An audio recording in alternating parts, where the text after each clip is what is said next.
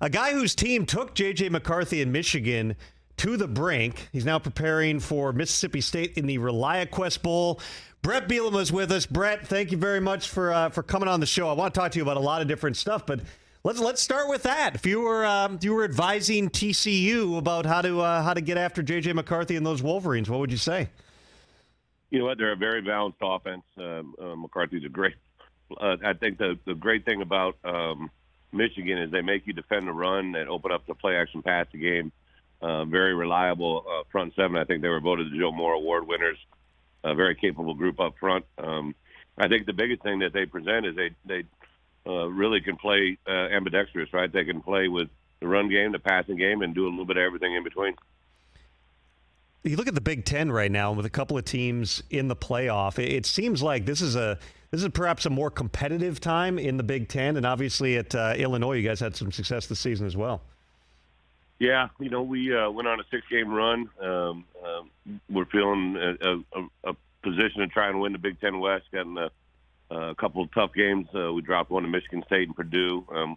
Went 8-4. Those 4 games were all one-score games, and unfortunately, it wasn't enough to come through. The other teams, they were able to out-execute us, but to be a year removed from being 1 game short of a bowl eligible to this year making a bowl eligible after 7 games, we like the progress we made, and hopefully can take it on a big step forward next year. I was talking to a head coach in a different conference recently. It was on signing day, and he was just talking about the state of college football, how much the environment has changed, and quite frankly, what a clown show in certain areas it is in terms of recruiting, in terms of retaining your own players, the NIL money that's out there. Going back to your first year at Wisconsin, I mean, obviously that's a long period of time, but how different is this, and how hard is it just for you to do your job and have some type of a lifestyle as a human being right now?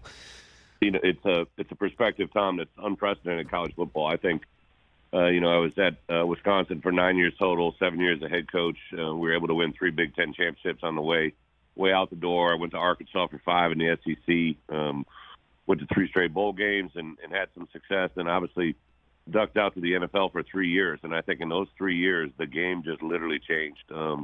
When I got the job 2 years ago, I told our AD, Josh Whitman, this is probably one of the most capable times in NCAA history to try to flip a roster, because you have the portal, you have now a moving 85 scholarship count. The NIL world has obviously changed the game in many different capacities. It's just, I always make reference, when we were little, in that 7th grade science project, you're supposed to have one variable, right? You're going to add fire, you're going to add cold, you're going to oxygen, whatever it was, you're supposed to do one thing. We got about 4 different things in the hopper here in college football, so no one really knows what to fix, knows how to fix it, but maybe a step in the right direction is coming to us shortly. Well, just the fact that you can have a really good recruiting class, and then if those young players get on the field, suddenly they may have a variety of opportunities that are surfacing. You're almost re-recruiting for 5 months after the season, both after the regular season in January, but then also after spring ball in May. Tom, it's a great point. We actually say in our program, you develop a relationship at every conversation you have, right? Like whether it's hello in the hallway, goodbye out the door, a coaching moment on the field, a moment of instruction away from it in the team meeting room, whatever it is, you're building relationships every day. And in a sense, yeah, you're recruiting 365. But fortunately for us, we just haven't had a lot of portals. We haven't lost a lot of guys that we didn't foresee coming. Now on the flip side of it, there's a lot of guys that have lost a lot of players. Can't speak to that behalf, but we are excited about where we're going, what we're doing. I do think the NIL is a good thing. I really do. And there's probably some guardrails that need to be in place, but, for players to be able to be afforded for their name, image, and likeness at a level, it's just everybody had to see this coming. I mean, it was within reason, right? So the things that are absurd now are some of the things that are being offered, taken that, cause kids to leave within, even rivalries, but within divisions, within college conferences. I think the one thing that really has to be brought to light, and we're not going to know the effect until probably 3 or 4 years from now.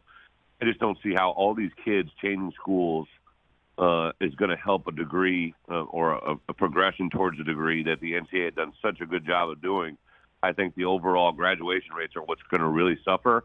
here in about 2 to 3 years, because they really don't take effect until 3 years after a kid leaves. That they compute the final graduation rate. So I think it's going to be too late in coming, but that's what I see the ultimate negative to this whole thing is graduation rates. I've heard all sorts of numbers, both in the incoming recruits as well as the potential transfers. Everything from guys getting offered $500,000 to transfer to $5 million in some cases to try to get a player. What's when you're out on the recruiting trail? What's the craziest thing you've heard somebody getting offered? Probably a horse. Yeah, I think that's probably the furthest one out there that I've heard. I would say that everybody has their individual niches and needs and everything that goes into it.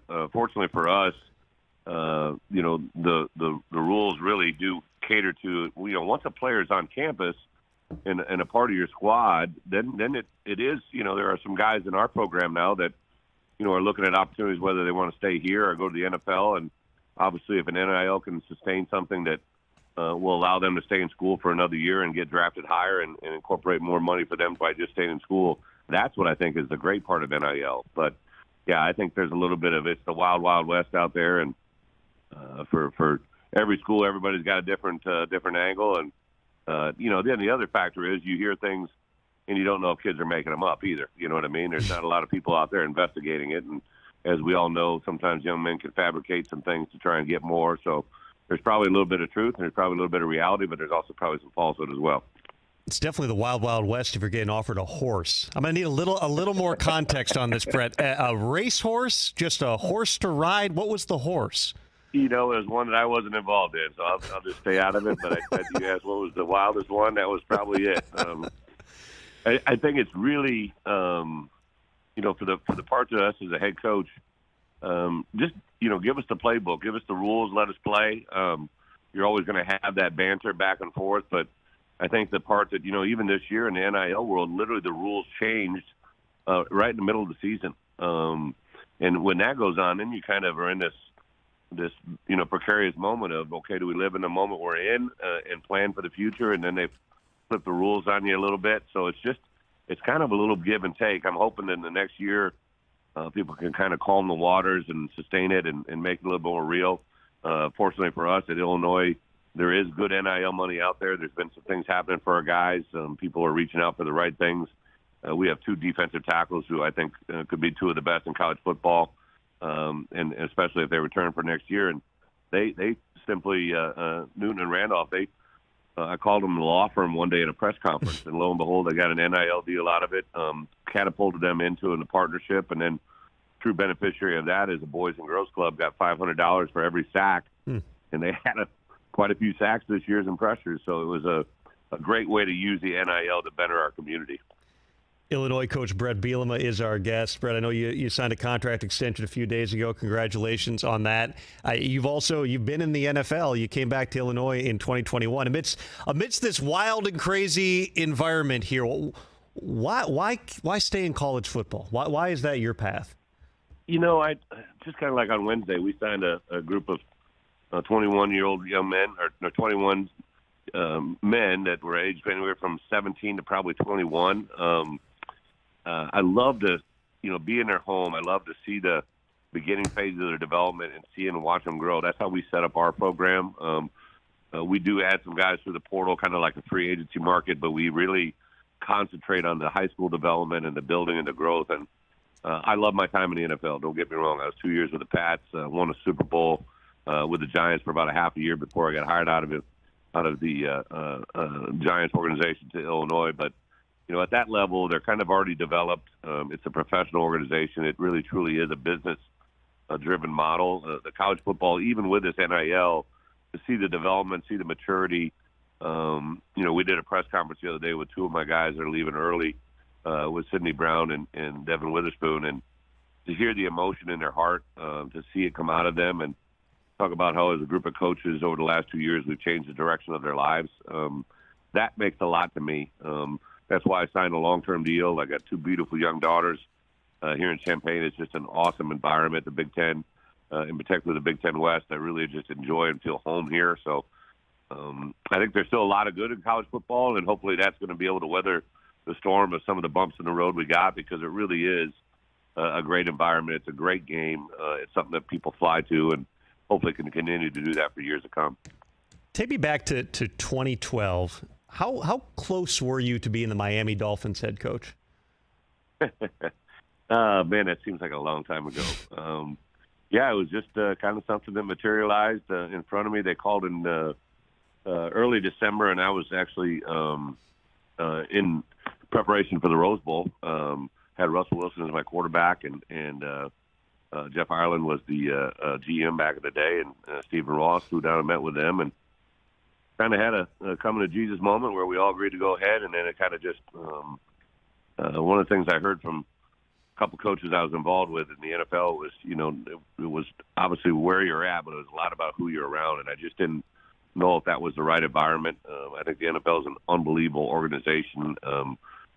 It's really, truly my 3 years there and to win a Super Bowl. It's an incredible environment. It's all football, and then after football's done, then you drop it and you kind of go to the draft. So in the NFL, though, you get to pick the ones you want. In college, they got to pick you. So there's a little reverse strategy there. But I just didn't feel it was the right time and place, and I'm glad I didn't because there was no way I was prepared at that time to do what we need to do. So I think the good Lord was looking out for me at that time. Went back to Wisconsin and won another Big Ten championship, and obviously all the things that have happened since then.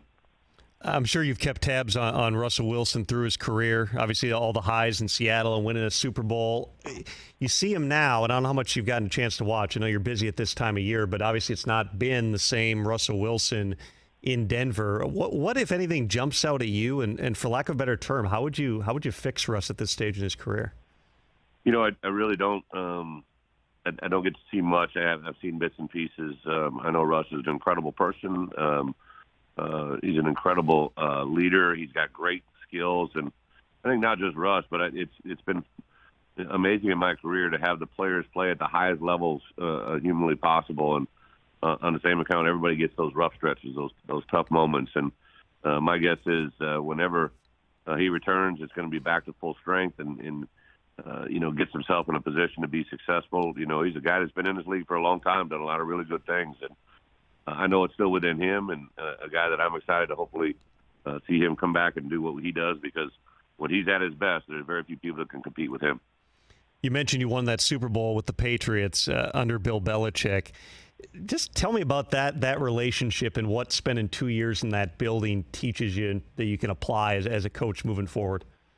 You know what, Tom? It's truly football utopia. It's just you walked in the building, and I know they're going through some struggles now, but when I was there, walked in, and I'd been around Coach a long time. He had drafted several of my players. I think I walked in the building, and I would believe there were 6 to 8 former players of mine, both from Arkansas and Wisconsin, good players that were in the organization, and just to see the daily challenge that was in there. There was a feeling, I think, in that coaching room that you were such pressure to be at your best because you didn't want to be the weak link. You didn't want to be the reason that something fell down, right? And it's truly awesome to be with Coach Belichick and the culture he breeds. Like, it was just something for me when I was there. I literally walked out of there every night, like writing something in my journal about what I learned that day. He slows the game down. He really made the game, play at a pace that everybody could maximize. I enjoyed my sidebar conversations with him. Just an incredibly intelligent man, incredibly giving man that believes in people. And the culture there that year to when we won our Super Bowl. It was my first year in the NFL, and holy cow, we just kept winning and winning and winning. And it wasn't an easy journey. We lost a miracle at Miami. They called it the last play of the game down in Miami, and to come back, and that was the last game we lost that year. And it kind of regrouped us and revitalized the room. And Tom obviously was at his best in Kansas City, and we had a really good defense, and things just kind of unfolded. I was able to be with Brian Flores his first year as a defense coordinator and saw the way he's just got an incredible mind. He's got an incredible way of dealing with players. I know, however, it ended in Miami, but I knew that's a really good ball coach who's got great leadership traits. So there's a lot to take out of it. It was an experience for me for 2 years. It was unprecedented, and it has a huge effect on my life right now. Well, Brett, really appreciate you coming on. I think the first time you and I spoke was probably about 15 years ago when I was working at the Green Bay Press-Gazette, and you guys, the Badgers coaches, were doing one of those bus tours around Wisconsin, where you're popping in and seeing different fans. Bo Ryan scared the hell out of me. You did not, and I will never forget that as a young reporter. So we appreciate it, man. Great catching up with you. Tom, that's awesome. Have a great holiday. Catch the Rich Eisen Show every single day on the Roku channel, 12 to 3 Eastern, for free.